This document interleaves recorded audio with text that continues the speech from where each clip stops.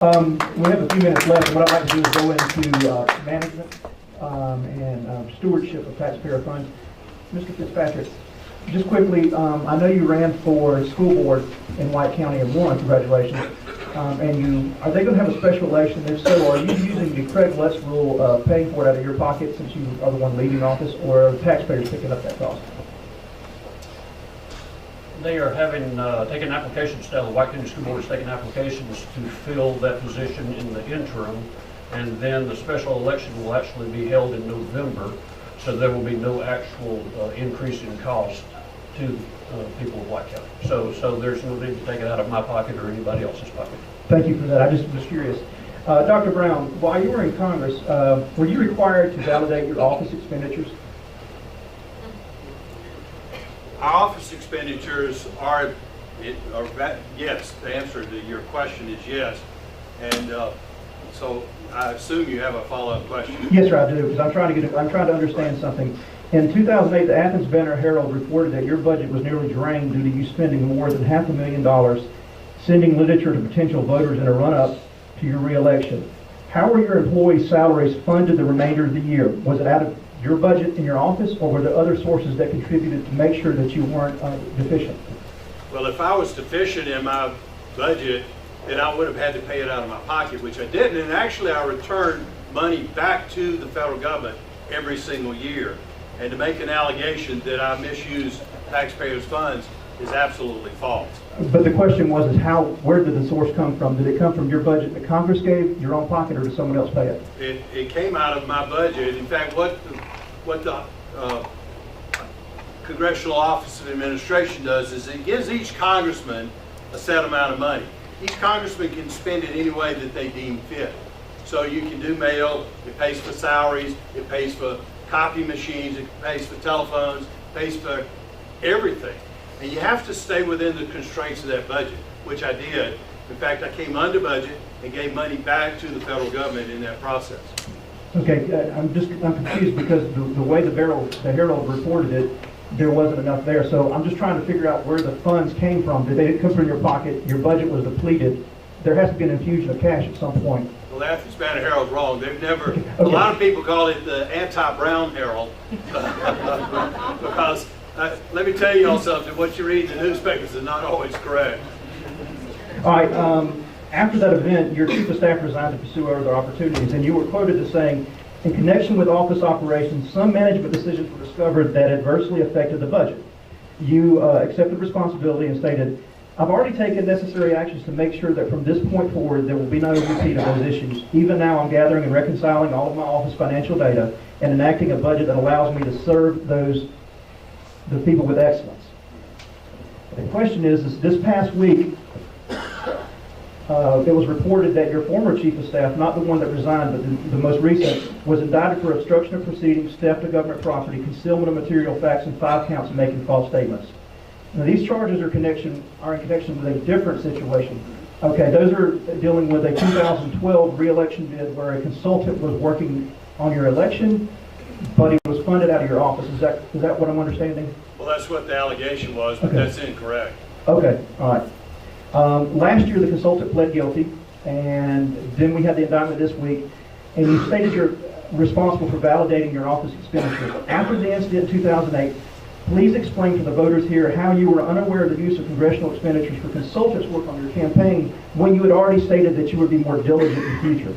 Well, I was diligent, and what the truth is that we hired a gentleman to be part of our communications team to help me to communicate with my constituents in a better manner.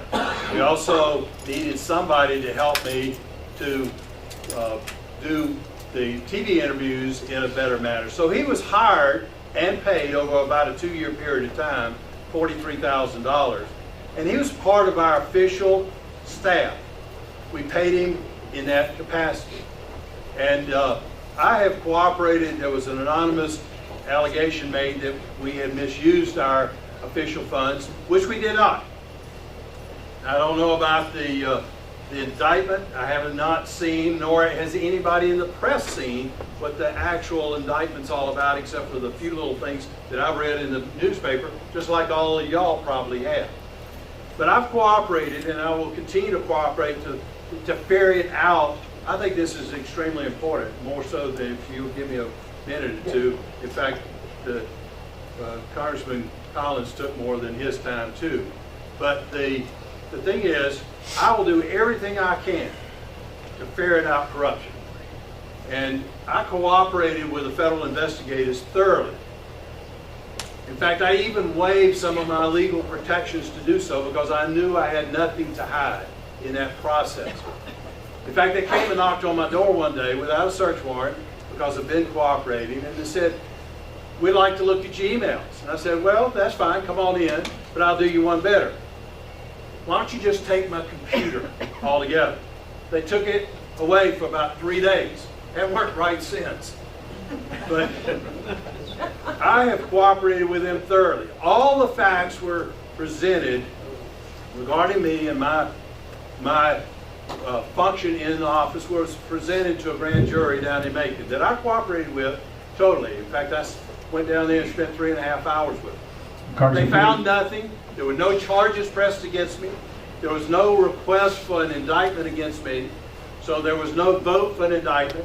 And the grand jury went home in February, which does exonerate me. Now, I tried to...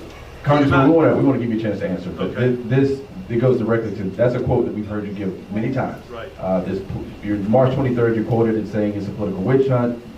It's been 2 years, no charges were pressed, and no indictments have been passed on. Right. Well, this week there were indictments passed on. So, Not against me. So, and this is what I want you to explain to the Right. voters today. It was your former chief of staff. Right. That's someone that's usually pretty close to you, someone who you put trust in. Can you tell the voters today that the charges pressed against your chief of staff, are you going to stand behind him, or are you going to say that you knew nothing about what he was doing?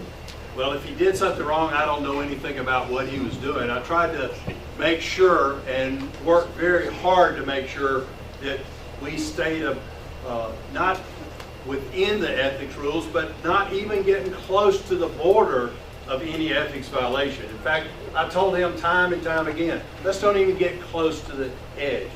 He was an ethics expert and was in charge of making sure that we didn't have any ethics violations. Now, I don't know theft of property. I don't know anything about that. I did supervise him. I tried to make sure that everything that we did in our office was up and above board.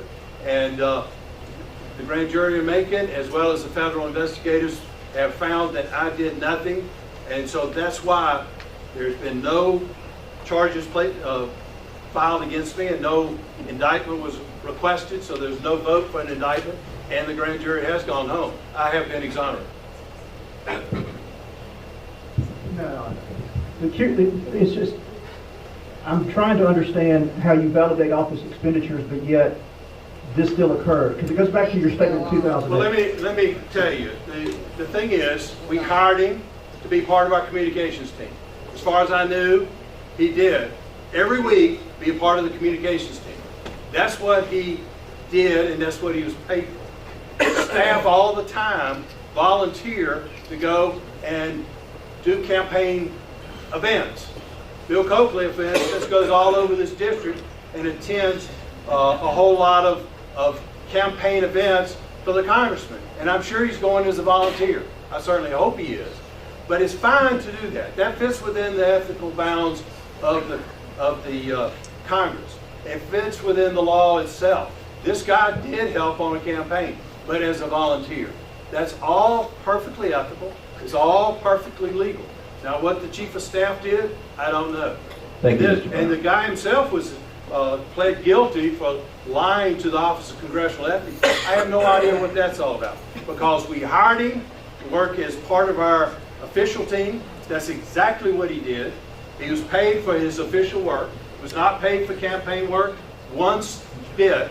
We have not misused official funds for anything. I've been charged with that, and that's plain lie. Thank you, sir. Thank you, voters, to hear the whole.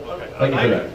He may not name me, but he named a gentleman who's been with me for 5 years, Bill Coakley. And I think it's really interesting you should name Bill, who most in this congregation knows, works for my official staff, and he does volunteer. And the interesting part, though, is it's not... That's what I said, Doug. It's not the same, so let me finish. It's not the same because Brett O'Donnell, basically a nationally known debate coach, is who he hired. who said in his plea when he pled guilty to a felony, he'll never vote again, last September, I did no official work for the Brown office. Bill does 40+ hours a week. There's no correlation. And you want me to help you fill in the gaps that were not filled in on the office staff? In 2008, he had to go to leadership staff. He talks about me voting against John Boehner. Remember, he voted for him more than I have. But he went to the staff at John Boehner's office and leadership office and other congressmen, and you can go through the financial records and see where members of his staff were paid by other congressmen during the time he had a deficit in his spending. That's how they were paid. Some on committee staff, some in other staff. It's all in the record. The reason he ended the year that he had good money was because somebody else paid your bills. If you're a business owner in here, send your employees checks to the next business. You'll end up with a profit at the end of the year. That's how that happened. So, I mean, look, I'll take him at his word. He may not have known, but it's coming off of 2008, coming off of this, and having this issue where he had to go to the man that he now hates and despises and say he never voted for, and having to use leadership to get other congressmen to pay for those salaries. You know, one of the things is he says, you know, can we afford it? Frankly, I don't think we can afford Paul. That's right.